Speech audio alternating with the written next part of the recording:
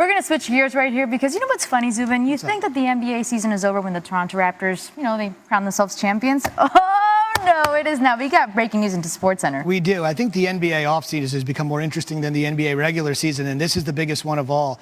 The Pelicans have agreed to finally trade Anthony Davis to the Lakers. Now, here's the compensation package. Everybody's wondering, what would they give up? Lonzo Ball, Brandon Ingram. Remember, Ingram has the blood clots in his arm, so that's an issue. Josh Hart and 3 first-round picks, including the number 4 overall pick in the 2019 draft, which will air this Thursday on ESPN. That league sources tell ESPN. We've got the NBA's best insider with us. He's going to help break this down for us. It's Adrian Wojnarowski. He joins us tonight here on SportsCenter. Woj, I just gave the details of the deal. This is Tony Collins and Zubin Mehenti. What else can you add?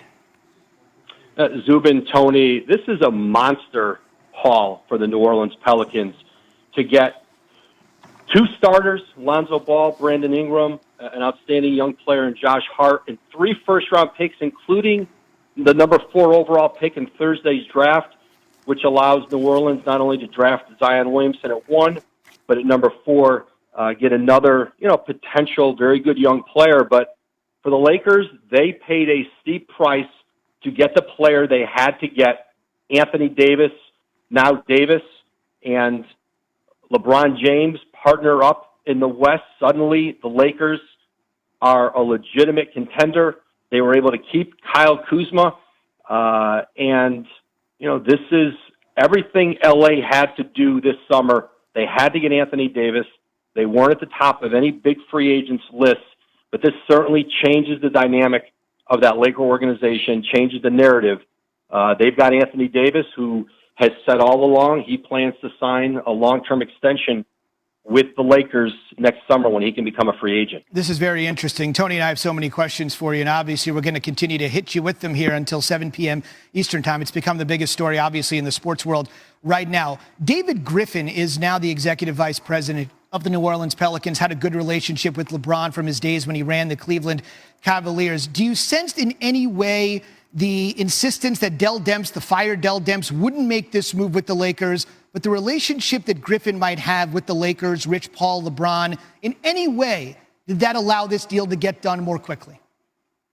Absolutely not, Zubin. I think David Griffin was trying to make the best deal he could for the Pelicans. I think his focus was maximizing the assets that they get in return, and LA was the place that they could maximize it because Davis had made it clear that's where he would resign. There were other teams interested, but the Lakers went to such lengths. There has not been a deal for a single player in this league as steep of a price as LA's paid, perhaps since the Carmelo Anthony deal that Masai Ujiri made with the Knicks in Denver a decade ago.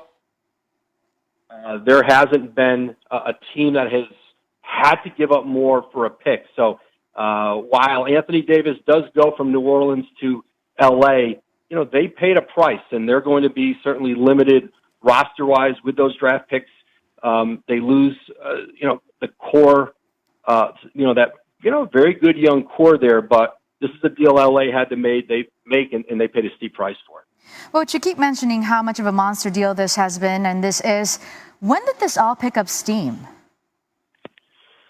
They've been talking, Tony, over the last several days. I think talks picked up as we headed into the weekend, Thursday, Friday. New Orleans had wanted to get this deal done by the weekend, ahead of Thursday's NBA draft. Now they've got that 4th overall pick. They've got to decide who they want to select with it. And remember, too, this deal cannot be finalized until July 1, but they will be picking on Thursday with that number 4 pick. And now the the Pelicans have some time between now and then to identify who they would like to take there, but also, they could be in the marketplace to shop that pick. There are other teams who might want to move up. So this gives the Pelicans a lot of options here between now and the draft. Woj, I wanted to ask you about one person conspicuously not in this deal, and this was a guy maybe only second to Anthony Davis in this deal that was talked about more than anybody else as the Pelicans and the Lakers tried to make something happen, and that is Kyle Kuzma. Again, it's Ball, Ingram, Hart, and a trio of first-round picks. Kyle Kuzma not being included in this deal tells you what from the Lakers' vantage point? Well, they had to give up in other areas, giving up the 3 firsts, giving up Josh Hart as part of the deal, who's an outstanding rotation player for the Lakers. And, Kyle Kuzma is a very good young player, but without him in this deal, it is still substantial to New Orleans. And certainly Kuzma now will partner with James and Davis. He'll be a key part of that Laker team, but it gives a lot of flexibility financially in New Orleans. They're going to be able to, they have cap space this summer. They can go out and add to this core.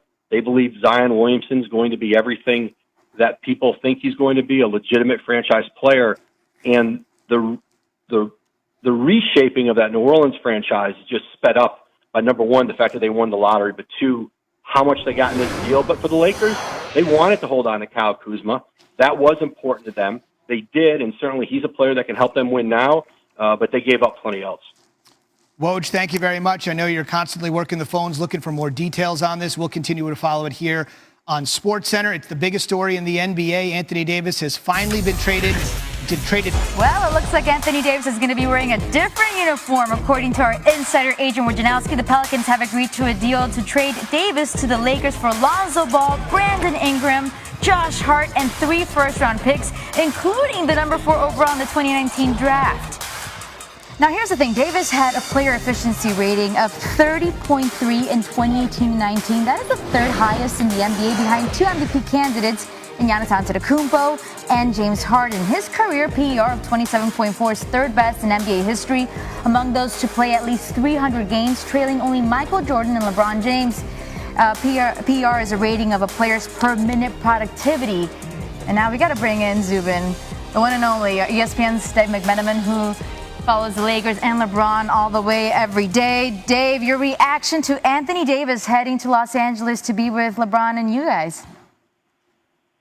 I can't say it's shock. It's certainly a lot to give up, but you're getting a lot back. And the entire NBA was reminded of the difference a top-level talent can make, with Toronto being bold and going out and getting Kawhi Leonard and getting the first championship in franchise history.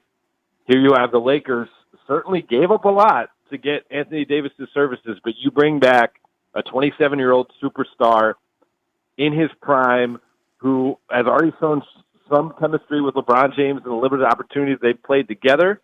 And now we see what the next shoe to drop will be and how they fill out the rest of this roster to try to have the necessary depth to make a legitimate run at a championship. And Dave, that's where I wanted to go with you next. Rich Paul couldn't get it done in January, but he makes it happen in June. And there had been so much emphasis. Woj was with us earlier and said this had to get done before the NBA draft so they could get those trio of first-round picks in addition to Lonzo, Brandon Ingram, and Josh Hart. So you've got LeBron's salary. You've got Anthony Davis' salary as he eventually heads to free agency in 2020 and likely re-sign with the Lakers. Just take into account the salary that they now have to take into account with LeBron and Davis. What can they do? What can they still afford to do come July 1? Well, as presently constructed, Zubin, they don't have a full max salary slot available. Now, that doesn't mean that a player who's considered a max-level talent wouldn't take a haircut in order to join the likes of AD and LeBron.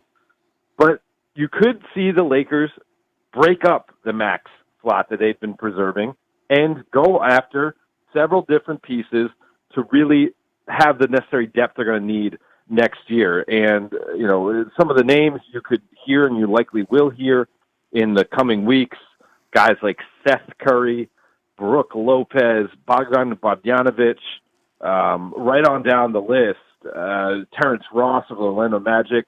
They're going to need to not just have a two-man team. I mean, what you saw out of the Golden State Warriors, what a fantastic collection of talent, but if one of your top-tier guys goes down, you're really at a disadvantage. And so, you could just see LeBron and Anthony Davis as the major stars on that team. Obviously, Kyle Kuzma, retaining him will allow them to have a young up-and-coming scorer with that roster. And then, guys like Mo Wagner and Alex Caruso likely given a chance to be a part of this team as well. But they're going to need to fill out rotation guys 4 through 7. And perhaps that means breaking up the max contract or the near max so they much have more to remaining open on their book. Yeah, definitely so much more to break down here. Coming up with this move, the Lakers acquiring Anthony Davis. A lot of expectations in Los Angeles. Dave McManaman with the insight. Zubin?